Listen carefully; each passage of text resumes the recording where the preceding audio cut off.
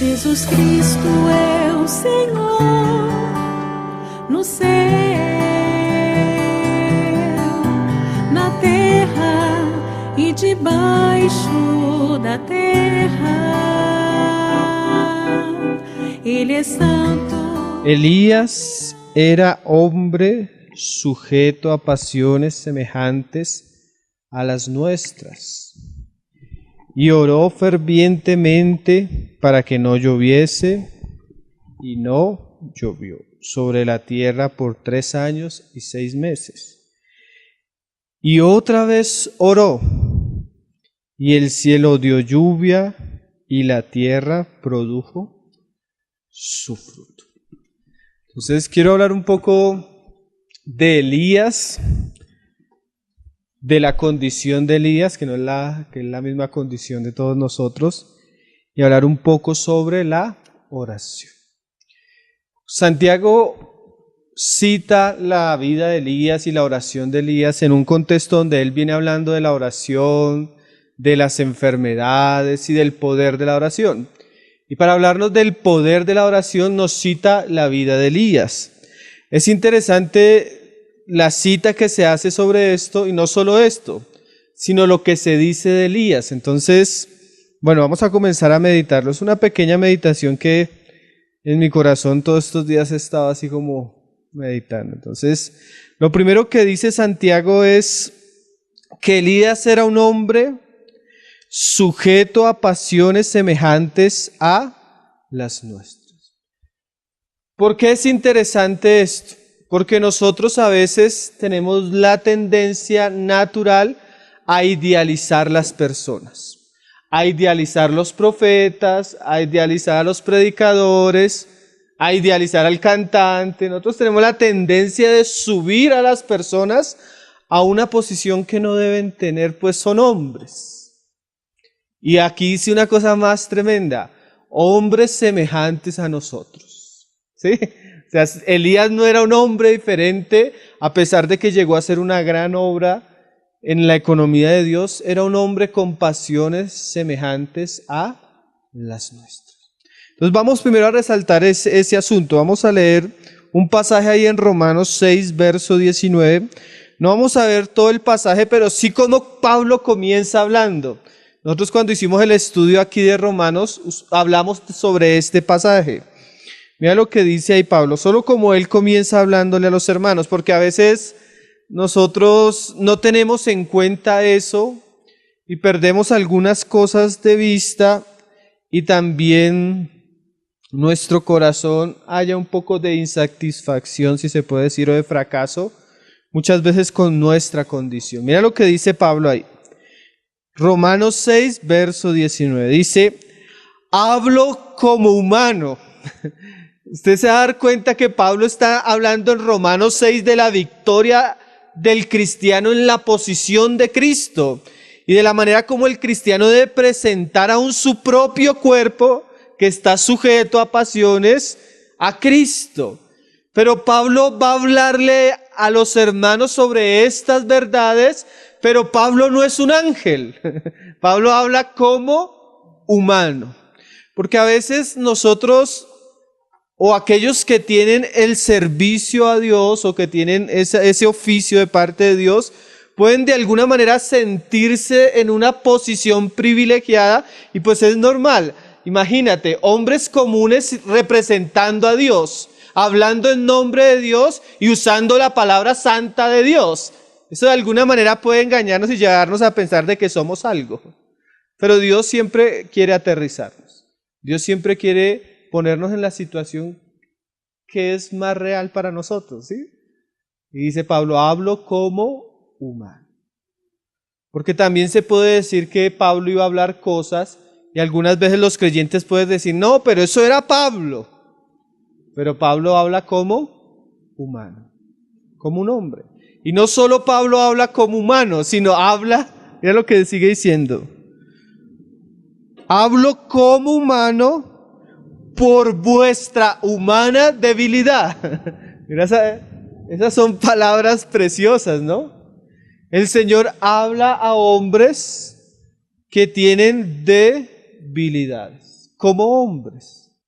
Entonces Pablo no le está hablando a ángeles, Pablo no le está hablando a superhombres, Pablo no le está hablando a una especie especial, sino a hombres. Claro, hombres que están en Cristo, pero también hombres que están en debilidad. Y eso es lo que nos dice Santiago. Lo primero que hace hablar, lo que nos habla Santiago sobre Elías, era que era un hombre sujeto a las mismas pasiones que nosotros. Pablo era consciente de que también él era un hombre, pero no solo era consciente de que él era un hombre, sino que también le estaba hablando a hombres. Y no a... Mira lo que dice: por vuestra humana debilidad. El hermano Fenelón, hoy que estaba en la imprenta y estaba volviéndolo a leer mientras me lo entregaban, él habla que una de las cosas que hace más difíciles la vida cristiana es la falta de tolerancia que tienen los cristianos a sus debilidades.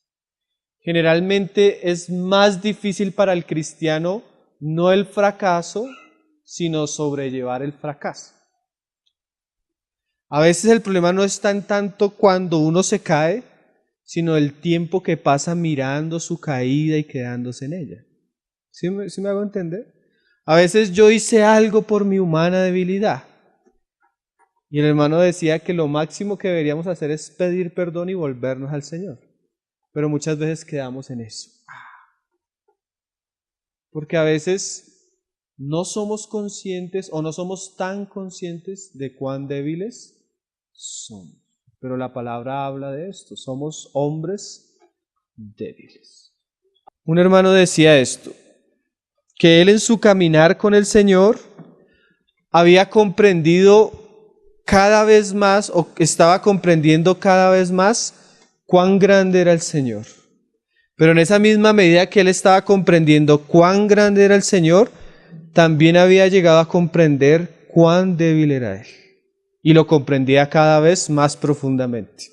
Él crecía en conocimiento de Dios, pero también crecía en conocimiento de sí mismo. Y en la medida que nosotros vamos avanzando, nos damos cuenta que no somos quien quisiéramos ser, sino que en realidad somos hombres débiles.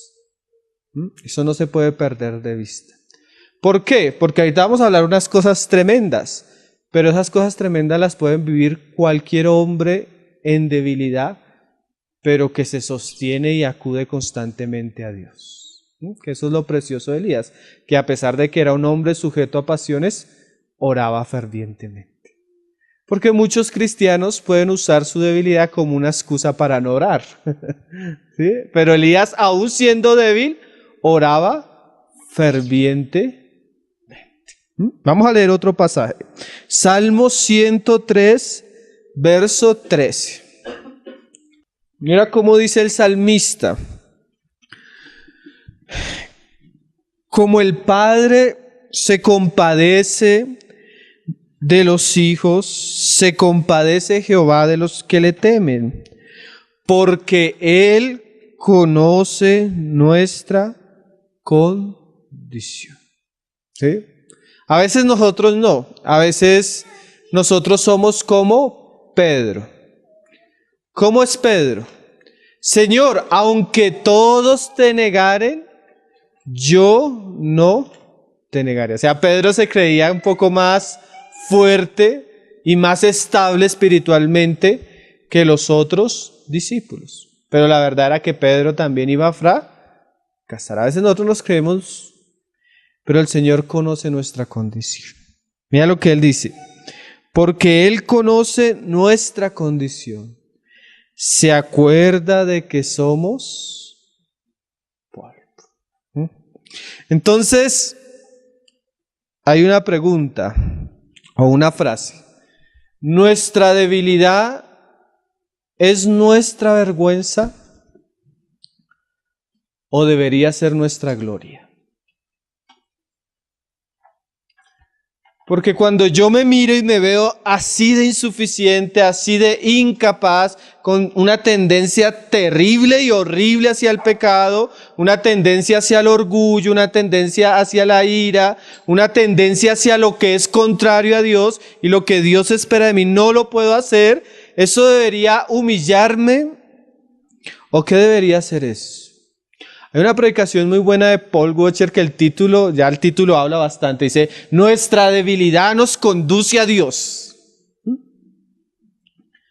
Porque en realidad, el que quiso que fuéramos débiles fue Dios mismo, hermano. Eso es interesante. Porque el Señor hizo a los ángeles poderosos, dice en los Salmos. Pero a nosotros, ¿por qué nos hizo tan débiles? ¿Por qué? Porque Él no quería un hombre que fuera autosuficiente. Él quería un hombre que dependiera de Él. Él quería un hombre que no se gloriara en sí mismo, sino que aprendiera a acudir en su debilidad a Dios. Y lo más tremendo es, Dios hace su obra con hombres sujetos a pasiones y a debilidades. ¿A usted no le parece eso precioso? Aquí, como dice Pablo, ni en la salvación, ni en el ministerio, ni en los frutos, nadie se puede gloriar. Porque la base de todo es la gracia. Entonces, la debilidad, en vez de ser nuestra vergüenza, dice Pablo que era su gloria. Vamos a leerlo. Está ahí en 2 Corintios capítulo 12, Pablo hablando de este asunto. Pablo viene hablando en el versículo 1 sobre un hombre. Él no dice que él es, pero por lo que él dice más adelante, sabemos que es él. Un hombre que fue al tercer cielo y vio y oyó cosas que él dice que ni siquiera le fueron permitidas contar. Y hablando de ese hombre, mira lo que dice ahí en el versículo 5. Dice, de tal hombre me gloriaré, o sea, del hombre que tiene visiones, revelaciones, va al tercer cielo, porque a nosotros a veces nos gusta eso y bueno, a veces Dios lo concede como en este caso. Pero él dice, pero de mí mismo en nada me gloriaré, sino en mis debilidades. O sea que Pablo, aunque podría gloriarse no solo de las visiones y de su visita al paraíso, sino de su ministerio, de su fruto, de tal vez todo el trabajo que él tenía para el Señor, en vez de gozarse en eso, él dice que él se goza en sus debilidades. ¿Por qué? Mira lo que dice más adelante en el 7, dice, y para que la grandeza de las revelaciones no me exaltase desmedidamente, me fue dado un aguijón en mi carne, un mensajero de Satanás que me abofetee para que no me enaltezca sobre manera. Respecto a lo cual 3 veces he rogado al Señor que lo quite de mí. Posiblemente ese aguijón en la carne de Pablo era una enfermedad. Casi todos los exegetas bíblicos llegan a decir que es una enfermedad. Posiblemente en los ojos, porque él habla ese lenguaje en otras epístolas. Pablo, el apóstol, Dios le permite tener una debilidad, una enfermedad. Y es que hoy a veces se nos enseña hasta un cristianismo donde hasta las enfermedades es sinónimo de maldición, sinónimo de desobediencia, sinónimo de rebeldía. Y hay casos donde sí, porque la Biblia habla de casos donde una de las disciplinas que el Señor ejerce sobre los cristianos es a través de la enfermedad. Pero en este caso era una enfermedad que tenía como propósito debilitar el hombre exterior de Pablo, o sea, doblegarlo, que él no se enalteciera, que él no se enorgulleciera. Y esa es una de las grandes bendiciones de la debilidad, que cuando yo soy débil, no tengo en qué basarme para gloriarme. No tengo en qué basarme para exaltarme. No tengo en qué basarme para aplaudirme a mí mismo, porque yo sé que lo poco que se produce en mí es gracia. Y si se produce mucho también es gracia. Pero hace esto, o la debilidad hace que el orgullo del hombre mengue. Una vez un hermano hablaba sobre el pecado y decía que una de las cosas que el Señor usa para tratar con el orgullo del hombre, del cristiano, aún del cristiano que de alguna manera se ejercita para la piedad, es que Dios le permite tener cierta debilidad específica en ciertas áreas, para que él no. Y mira lo tremendo, cómo hombres tan débiles, hermano, a pesar de su debilidad pueden llegar a ser tan orgullosos. Eso es tremendo. Imagínate, hombres que no oran lo que deberían orar, hombres que no se consagran como se deberían consagrar, hombres que no vencen el pecado como lo deberían vencer, sino que están constantemente en debilidad, y tú anotas a veces mucho orgullo en esos mismos hombres. ¿Cómo sería donde vivieran una vida de perfección, sin caídas? ¿Sí? Si aún siendo quienes somos tan orgullosos. Señor nos ayude. Entonces mira lo que dice Pablo. Respecto a lo cual 3 veces he rogado al Señor que lo quite de mí. Y me ha dicho. A veces decimos que el Señor no le respondió a Pablo, pero sí, en realidad sí le respondió. Lo que pasa fue que no le quitó la debilidad, pero le respondió. Y me ha dicho, bástate mi gracia, porque mi poder se perfecciona en la debilidad. Y aquí hay algo, es que hay un juego de palabras interesante. Débiles, pero que se están perfeccionando en el poder de Dios. Personas que son débiles, sujetas a pasiones, personas que en sí mismas son incapaces, pero que de alguna manera la gracia de Dios perfecciona el poder de Dios en medio de sus debilidades. Y ahorita vamos a leer otros pasajes donde nos habla que hombres se fortalecieron, fue en su debilidad. O sea, la debilidad, en vez de volvernos fracasados, nos perfecciona.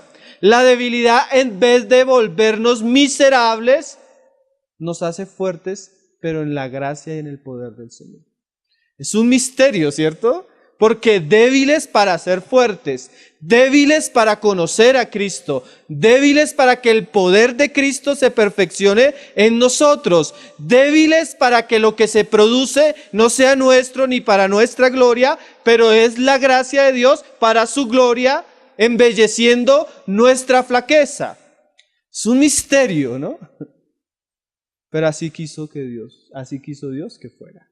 Usar a hombres débiles, pero que en ellos se pudiera conocer su gracia y su poder fuera manifiesto. Entonces, yo no puedo ligar mis fracasos a mi debilidad, porque en realidad mi debilidad me debe llevar a Cristo, a su gracia, a su presencia, a la oración y encontrar su gracia y su poder. Sí, débiles, pero no fracasados. Débiles y sujetos a pasiones, pero no esclavo de esas pasiones, sino experimentando la victoria de Cristo sobre las pasiones. ¿Ah? ¿Cómo? Por gracia. Y una gracia a tal punto que me lleva a mí mismo a ver mi debilidad y gloriarme en ella, porque aunque soy tan débil, Dios ha hecho una obra en mí que no pudiera hacer yo por mi fuerza, pero que la estoy viendo palpablemente en mi vida. Entonces yo me gozo y me alegro porque aunque soy tan débil, experimento la gracia, experimento poder y experimento perfección en Cristo. Es un mensaje maravilloso lo que está diciendo Pablo ahí. Y me ha dicho, bástate de mi gracia porque mi poder se perfecciona en la debilidad. Entonces Dios no quita la debilidad, pero hace que su poder trabaje perfección en mí en medio de la debilidad. ¿Para qué? Para que repose sobre mí el poder de Cristo. Por lo cual, o sea, ya entendiendo todo esto, por amor a Cristo, me gozo en las debilidades.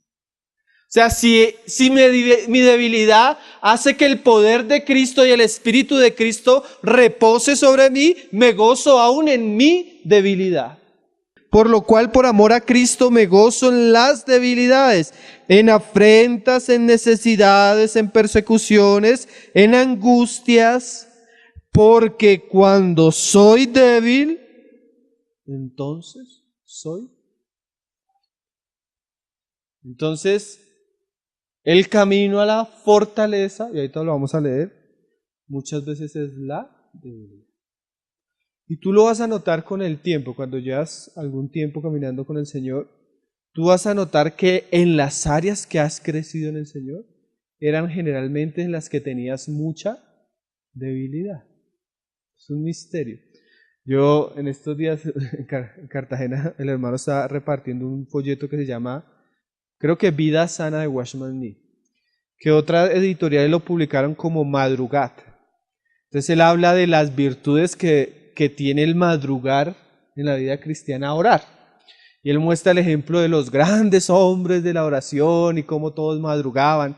Es muy bueno. Yo me acuerdo que cuando lo leí eso me ayudó bastante y me estimuló a buscar al Señor temprano.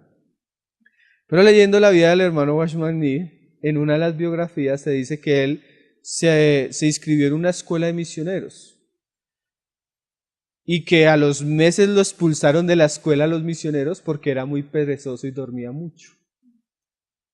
Entonces lo sacaron porque un hombre perezoso no le puede servir al Señor. Y él aprendió eso. Él aprendió que él, si quería servir al Señor, no podía dormir tanto. Pero mira lo tremendo, un hombre que fue expulsado de una misión porque no podía levantarse temprano a orar, llegó a escribir un folleto que de verdad que si usted lo lee, es un folleto que tiene algo de Cristo. Es como alguien que era tan débil pudo llegarse a perfeccionar en el asunto. ¿Saben qué es eso, hermano? Gracia. No era el hermano, era Cristo operando su poder en el hermano. ¿En dónde? En su debilidad. Si uno mira atrás, aquellas cosas que me caracterizaban en mi carne, en mi debilidad, con el tiempo el Señor comienza a producir fuerza, fortaleza en ellas. Si no desmayamos. Volvamos al pasaje de Elías. Santiago 5, verso 17. Si este pasaje fuera la biografía de muchos, muchos usarían su debilidad para hablar de sus fracasos. Que a veces, ¿por qué no siguió? Porque no pude. ¿Por qué esto? Porque no pude con esto, no pude con esto, no pude con esto. Y la verdad es que ninguno puede. La verdad es que todos somos sujetos a pasiones semejantes. Una vez vino un hermano con cara así achantada. Hermano, es que estoy teniendo problema en esta área, estoy sufriendo en eso. Le digo, hermano, yo también. ¿Viene a pedir consejo? Yo también. Porque las pasiones de nosotros son semejantes, aunque a veces tengan colores diferentes. Pero en realidad todos los hombres sufrimos con las mismas debilidades y fracasos. Pero qué bueno que el pasaje no termina ahí, ¿cierto? Sino el pasaje sigue. ¿Qué dice? Elías era hombre sujeto a pasiones semejantes a las nuestras. Y oró fervientemente. ¿Eso qué nos quiere decir Santiago? que aún los hombres más débiles, con mayor debilidad, que tienen problemas con sus flaquezas, eso no es un problema para la oración. Al contrario, nuestra debilidad nos debería llevar constantemente a la oración. La oración, gracias al sacrificio de Cristo, es una puerta abierta siempre para el creyente, aún en sus más grandes debilidades. Yo podría decir que yo recuerdo muchas oraciones que he hecho no estando predicando, no estando fortalecido, no estando, sino en muchos fracasos y ruinas. La oración siempre es una puerta abierta. Qué precioso, ¿no? Porque a pesar de lo que nosotros somos, siempre el Señor nos da una puerta para volvernos a Él. Y dice, y oró fervientemente.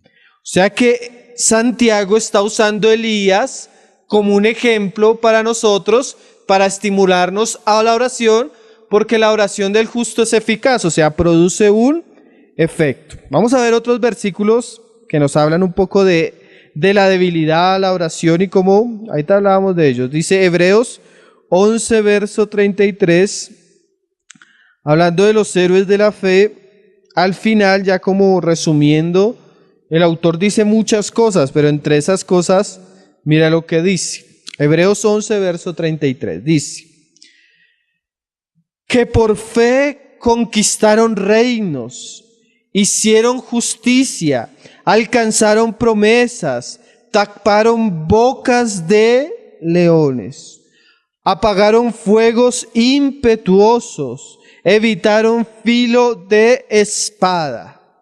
Imagina todo lo que hicieron estos hombres. Conquistaron reinos, taparon bocas de leones, apagaron fuegos, evitaron la espada. ¿Y cómo lo hicieron? Sacaron fuerzas de debilidad. Y ese es un lenguaje misterioso porque generalmente nosotros asociamos a la debilidad la incapacidad. Pero en este pasaje se nos dice que estos hombres obtuvieron victorias no porque fueran fuertes, sino que en esos tiempos de debilidad sacaron de allí fuerzas. Y según lo que estamos leyendo en Santiago, podemos decir que esa es una de las cosas preciosas que tiene la oración. Que el que llega verdaderamente a la oración, a Cristo por la oración, no sale en debilidad. Usted puede llegar siendo que sin caminar a la oración, Señor, no puedo ni hablar, no puedo ni orar, pero en la medida que usted constantemente está acudiendo a la oración, la misma oración produce fuerza en usted, produce vigor en usted, produce paz en usted, produce gozo en usted. Y ahorita vamos a hablar de la eficacia de la oración en relación a la respuesta a Dios, en relación a que la oración tiene fruto porque produce cosas no solo en nosotros, sino en nuestra familia, en la iglesia, aún en el mundo, porque la oración tiene un poder que Dios le entregó al creyente. Pero una de las cosas preciosas que tiene la oración es que más que producir cosas externas, produce cosas internas preciosas en el creyente. Cuando usted ora, usted es fortalecido. Eso, yo un día decía, así Dios no me responda, pero el simple hecho de venir a su presencia y salir fortalecido ya es. Una vez una hermana me decía, hermano, pero yo llevo orando tanto tiempo y el Señor no me ha respondido. Yo le decía, así el Señor nunca te responda. El simple provecho que saca el creyente en la oración ya es suficiente para hacerlo. Ya es suficiente para ejercitarlo. ¿Sí me estoy haciendo entender?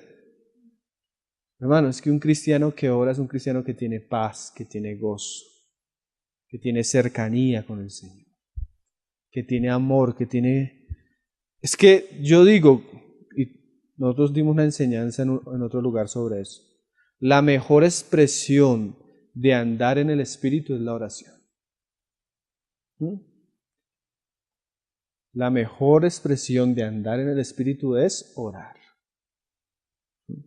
Elías, aunque era débil, oró y oró fervientemente. Y de allí se saca fuerza, de allí se saca poder, de allí se saca capacidad. Se hicieron fuertes en batalla, pusieron en fuga ejércitos extranjeros. Entonces, la oración hace que de nuestra debilidad surja poder, surja fuerza, surja gracia. Es interesante, ahí Pablo en un pasaje hablándole a Timoteo dice que el ejercicio de la piedad para mucho aprovecha porque tiene promesas para esta vida y para la venidera. Y uno de los ejercicios grandes de la piedad es la oración. Cuando yo oro, como les decía, no solo personalmente soy bendecido, las personas alrededor mío son bendecidas, mi familia es bendecida, la iglesia es bendecida. Cuando hay oración hay vida, hay fuego, hay luz, hay gracia. Una de las grandes tragedias de nuestra generación es el poco valor que los creyentes le dan a la oración y a las reuniones de oración. Si hay una reunión que debe tener importancia en medio nuestro, es la reunión de la oración. Porque todas las cosas que Dios hace, aun que llueva o que deje de llover, depende de cuán involucrado el pueblo de Dios está, depende de cuán involucrado el pueblo de Dios está involucrado en el reino de Dios. Y una de las mejores maneras de mostrar cuán involucrados estamos en el asunto es porque oramos por el asunto. ¿Sí? Pero la reunión de oración es la reunión de los pocos. Señor nos dé disposición y nos haga entender el valor de estos asuntos.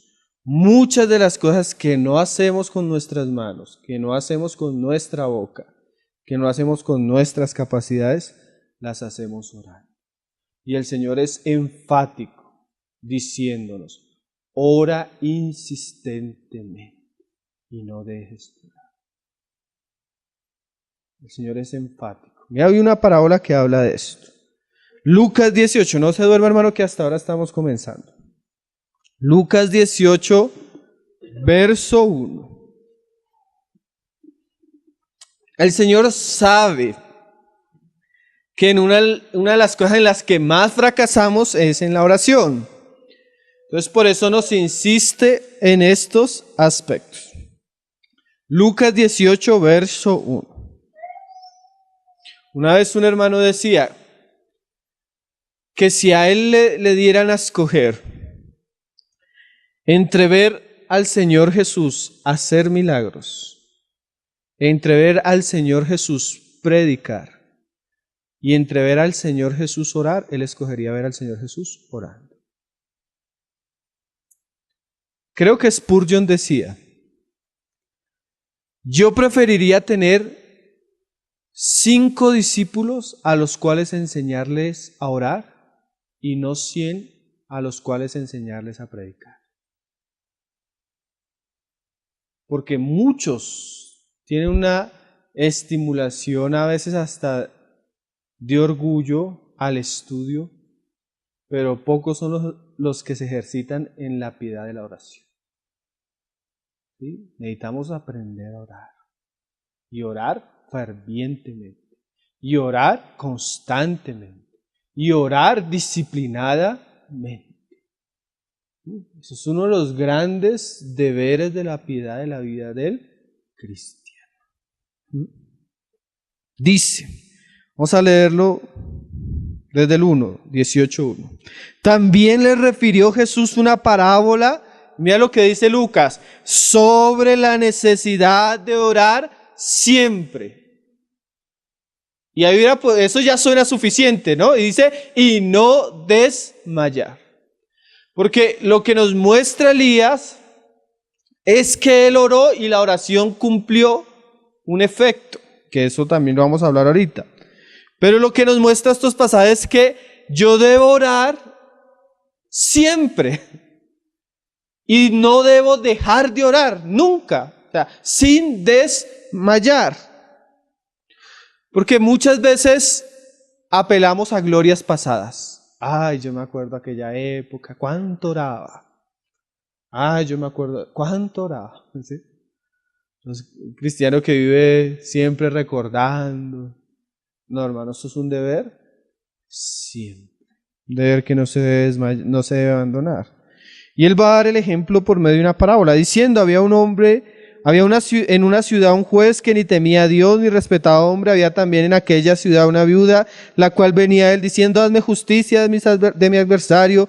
Y él no quiso por algún tiempo, pero después de esto dijo dentro de sí, aunque ni temo a Dios ni tengo respeto a hombre, sin embargo, porque esta viuda me es molesta, le haré justicia, no sea que viniendo de continuo me agote la paciencia. Y dijo el Señor, oí lo que dijo el juez injusto.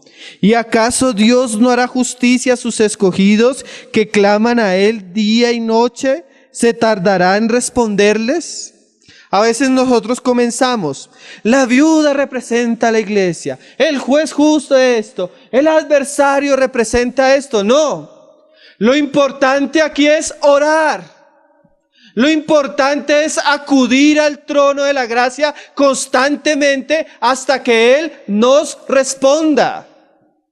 Eso es lo importante, esa es la esencia de la parábola, que necesitamos orar y orar y orar y volver a orar. Sí, porque a veces cogemos la parábola y es esto y ese no. Necesitamos es orar constantemente, con la conciencia que si un juez malo le respondió a una viuda porque era molesta, ¿cuánto más nuestro Padre a nosotros, que nos ama y nos considera hijos? Eso es lo que está diciendo Santiago. Miren a Elías, insuficiente, débil, con flaquezas, pero oró y Dios lo oyó y le respondió. Asimismo ustedes, la oración de ustedes puede mucho. Pero mira cómo el Señor termina diciendo en el pasaje. Os digo que pronto les hará justicia, pero cuando venga el Hijo del Hombre, hallará fe en la tierra. Esa es una pregunta, como si el Señor estuviera diciendo, ¿será que cuando yo venga habrá personas que crean? Sí, que crean, que oren, que...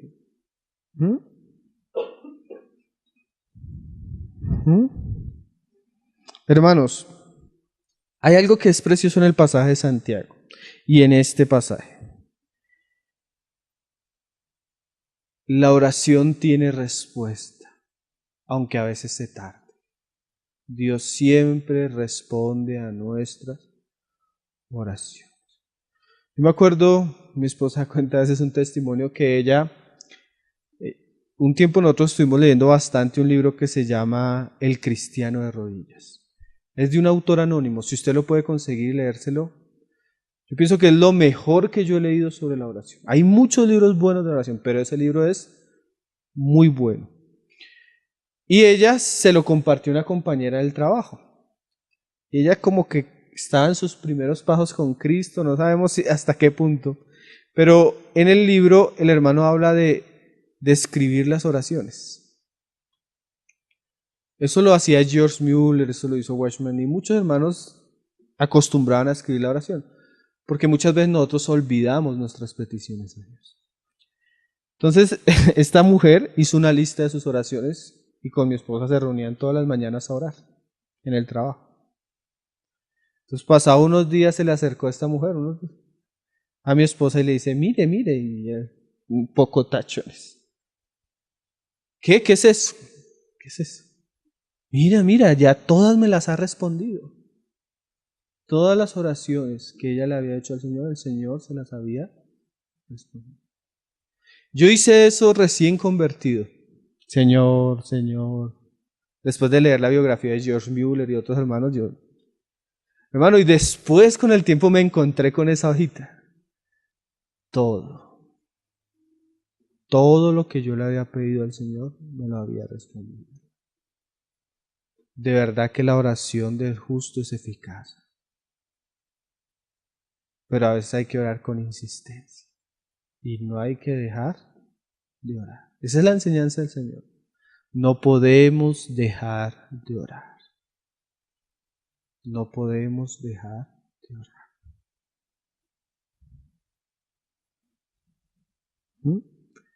Vamos a ver un poco, porque si lo dejo hasta ahí se puede prestar para cosas que se dicen en otros ambientes. Vamos a ver un poco por qué la oración de Elías era eficaz. Pero antes vamos a ver un pasaje de Santiago que nos muestra por qué a veces la oración no es eficaz. Santiago 4, verso 3.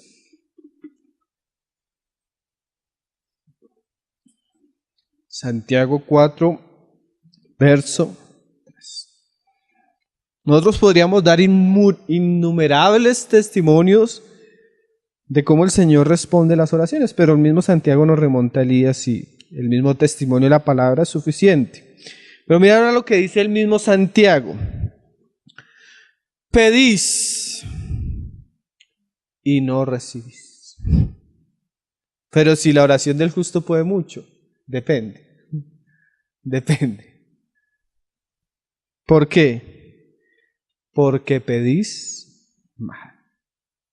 ¿Por qué?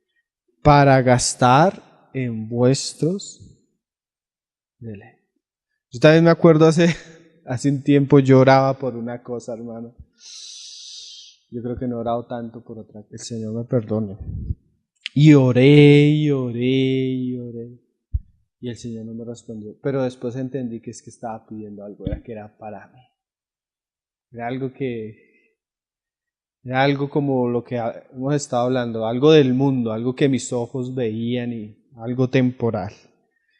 Y nunca lo recibí, a pesar de que gasté muchas horas en oración. La única bendición es que, como decíamos ahorita, así el Señor no me había respondido hace tiempo, era bueno porque me acercaba a Él. Pero pedía mal. Porque pedía para mí mismo. Y ahorita vamos a ver por qué Santiago usa la oración de Elías. Porque la oración de Elías es bien interesante por la época de Elías y por la situación del país en ese momento. ¿Sí conocen la historia? Hay un libro muy bueno, ¿verdad? Que si usted lo puede leer, léalo. Se llama Elías, creo que el profeta del celo de Jehová, algo así. De F.B. Meyer, está en Tesoros Cristianos. Ese libro es para leerse. Él relata la vida de Elías de una manera que es preciosa. Pero vamos a leer por lo menos ahí en Reyes, Primera de Reyes 17, ¿qué hizo de la oración de Elías tan eficaz? ¿Cuál es la clave de la oración de Elías? Mira lo que dice Primera de Reyes 17, verso 1. Preciso, o el pasaje que cita Santiago, donde Elías ora y el cielo se cierra y no llueve por 3 años y medio. Mira lo que dice. Primera de Reyes 17, 1 dice: Entonces Elías Tisbita, que era uno de los moradores de Galaad, dijo a Acab: Vive Jehová, Dios de Israel, en cuya presencia estoy, que no habrá lluvia ni rocío en estos años, sino por mi palabra. Y aquí Santiago nos dice que esa palabra de Elías era una palabra en oración. Pero mira esa frase de Elías, ahí, en cuya presencia estoy. La oración es algo precioso, pero tú miras cuando estudias la oración que hay varios tipos de oración. Por lo menos en el pasaje que estuvimos leyendo ahí en Lucas, es una oración donde el Señor asemeja el asunto a un juez y a una viuda que le reclama y Él le responde por la insistencia de ella. Y nosotros a veces pudiéramos poner la oración como algo muy formal. Hombres que piden al juez justo de los cielos y ese juez justo de los cielos les concede, según su buena voluntad, respuesta a ellos. Eso es una parte de la oración. Lo que nosotros llamamos cuando oramos la oración de petición. Pedimos algo específico y Dios nos lo concede. Eso es una de las ramas de la oración. Pero aquí Elías nos habla de una rama o de la raíz de la oración. ¿Cuál es la raíz de la oración? La intimidad. Vive Jehová en cuya presencia es. Un hermano decía esto: a Dios, oiga, siendo los miserables que somos, a Dios le plació perdonar. A Dios le plació librarnos de la ira y del fuego eterno. Dijo un hermano, con eso sería suficiente, que nos deje por allá lejos, libres de nuestros pecados. Pero Dios no quiso solo eso. Además de eso nos hizo hijos. No solo nos hizo hijos, como vamos a decir ahorita, nos hizo siervos. Eso también es precioso. Pero no solo eso, también Dios nos hizo, Él mismo lo dijo un día, ya no os llamaré siervos, sino ahora os llamaré amigos. ¿De qué está hablando Elías? Que el Señor le había concedido no solo orar, sino que detrás de esa oración, Elías vivía una vida constante de comunión y de intimidad con su Señor. Y eso hacía que la oración de Elías fuera bastante pura. Ese es el secreto de la oración de Elías. ¿Por qué? Porque la intimidad y la comunión secreta con el Señor hace que Dios en su infinita gracia y bondad nos conceda saber cuáles son los designios de su voluntad. Te lo voy a repetir. La intimidad y la comunión cercana con el Señor hace que Él nos conceda conocer los designios de su voluntad. ¿Ustedes creen que el que no lloviera era un capricho de Elías? Si usted lee todo el contexto va a entender que era un juicio de Dios por la rebelión de Israel. Entonces la oración no era un simple capricho, era el designio de la voluntad de Dios en la boca de uno de sus siervos, los profetas. Pero ¿por qué Elías podía orar así? Vive Jehová en cuya presencia está. Eso habla de intimidad. Por eso la oración de Elías tiene el sello de la eficacia. Porque seguramente Elías estaba tan cerca del Señor que conocía su voluntad. Cuando alguien conoce la voluntad del Señor es imposible que esa oración no tenga respuesta. Vea lo que dice 1 Juan 5:14. Esta es la confianza de los que tienen intimidad con el Señor. Esa es la confianza de los que tienen comunión con el Señor. Esa es la confianza de los que viven en la presencia de Jehová. Míralo como lo dice Juan.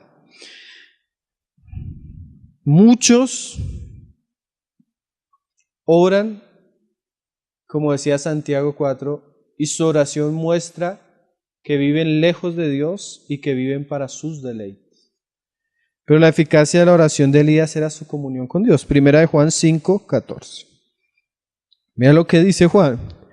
Y esta es la confianza que tenemos en Él. Por eso el Señor dice, pero pidan creyendo.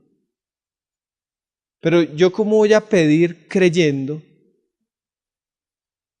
Con certeza. La mejor manera de pedir creyendo con certeza es cuando yo percibo en mi espíritu que lo que estoy pidiendo es la voluntad de Dios. ¿Sí me hago entender? Una vez, y esto nos ha pasado muchas veces, hermanos, vamos a orar por este asunto. Tenemos tanta certeza que es un asunto del Señor, que el Señor nos va a responder. No sé si hoy, mañana, en un mes, pero yo sé que me va a responder. Es la certeza de que Él me ha dicho. El hermano Weshman Nee también tiene un libro, creo que se llama La oración que cuando la... Es que no me acuerdo el nombre, pero es algo así como cuando cuando la tierra es gobernada por los cielos, se llama así el libro, la oración cuando la tierra es gobernada por los cielos. Y él decía que la oración no es algo que surge de nosotros, sino es respuesta a algo. Y uno lo ve en Apocalipsis, cuando el Señor dice que Él manda a uno de los ángeles derramar incienso por toda la tierra. Entonces, la oración debe subir, pero antes debe bajar. ¿Qué es eso? Que para poder yo orar eficazmente, Dios me transmite por su Espíritu su voluntad. Cuando Él me transmite en la comunión que yo tengo con Él su voluntad, cuando yo voy a pedir, sé que es su voluntad y sé que Él me va a responder porque es algo que no es mío, sino que Él está poniendo en mi boca. ¿Sí? Entonces el hermano Watchman dice que la oración simplemente es la respuesta a lo que Dios ha puesto en nuestro corazón según su voluntad. Y en este pasaje Elías uno lo ve. Elías no está hablando por hablar, sino es algo que Dios va a hacer con Israel, sino que Él usa nuestras oraciones. Y es un misterio. Dios va a hacer cosas, pero Él espera que nosotros nos pronunciemos. Y a veces cuando nos pronunciamos sucede, pero Él ya lo había dicho, solo que Él quería que sus amigos íntimos cooperaran y participaran con el asunto. Mira cómo lo dice Juan. Y esta es la confianza que tenemos en Él, que si pedimos alguna cosa conforme a su voluntad, Él nos oye. O sea, hermano, que lo que el Señor dice, que si yo pidiera cualquier cosa y solo tuviera un granito de fe, Él lo va a hacer sí es su voluntad.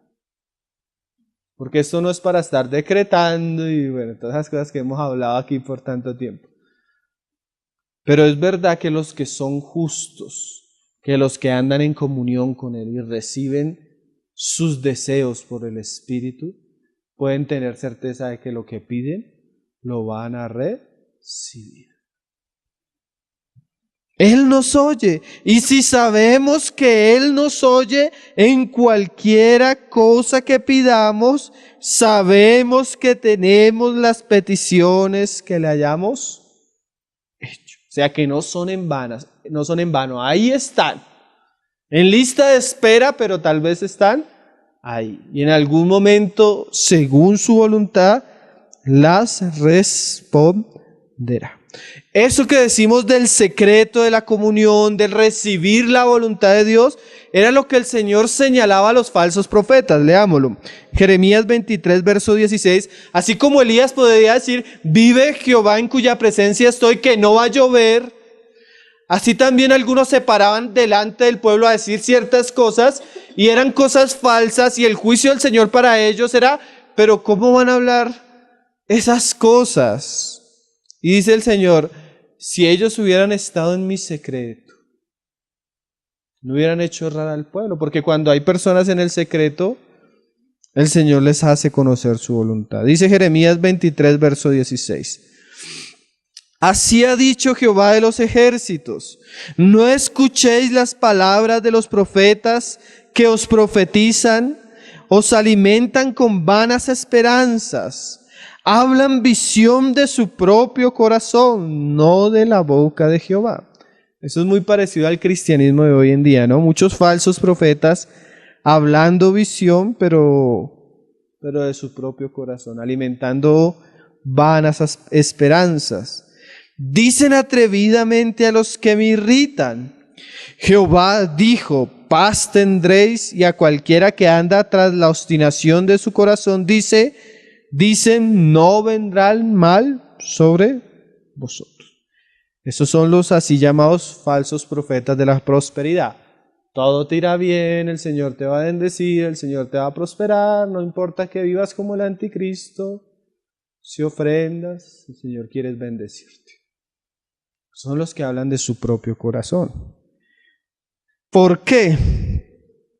Mira lo que dice el Señor, porque ¿quién estuvo? O sea, él pregunta, ¿por qué? ¿Quién estuvo en el secreto de Jehová y vio y oyó su palabra? O sea que si Elías dice, vive Jehová en cuya presencia estoy, ¿será que Elías no vio y no oyó? Seguramente.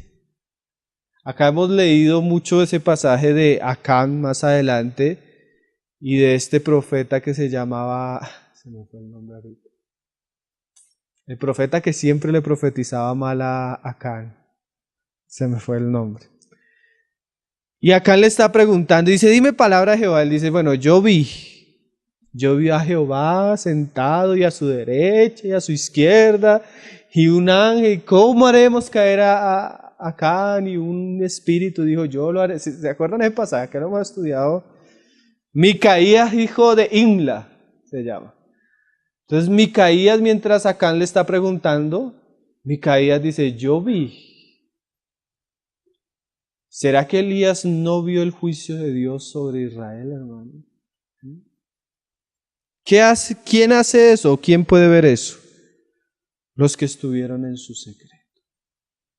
Entonces, de alguna manera, la oración de petición es fruto de la oración de intimidad o de la comunión íntima con Jehová. Porque ¿quién estuvo en lo secreto de Jehová y vio y oyó su palabra? ¿Quién estuvo atento a su palabra y la oyó? O sea que la intimidad es el momento donde el Señor nos da a conocer su voluntad. Dice, he aquí que la tempestad de Jehová saldrá con furor, y la tempestad que está preparada caerá sobre la cabeza de los malos.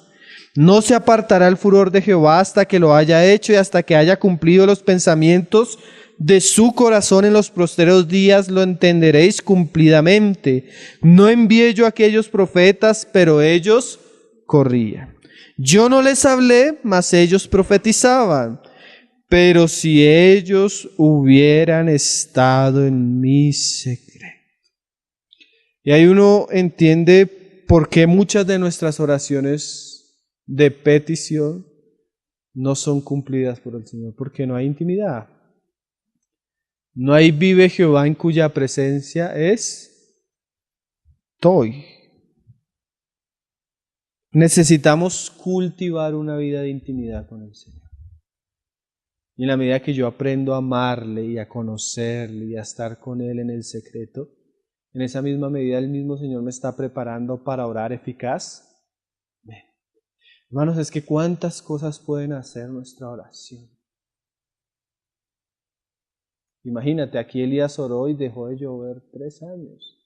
Y volvió a orar y volvió a llover. ¿Qué quiere decir eso? Nuestra oración puede abrir los cielos o cerrarlos. Pero el problema es que no hay profetas que estén en el secreto.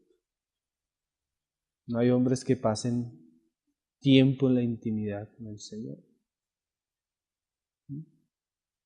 Y es que es verdad, así como las grandes virtudes se expresan en la oración, también uno ve que hay cristianos supremamente contrarios a Cristo cuando oran.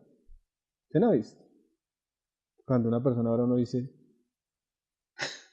como que la misma oración enrareció el ambiente. ¿Usted no lo ha sentido?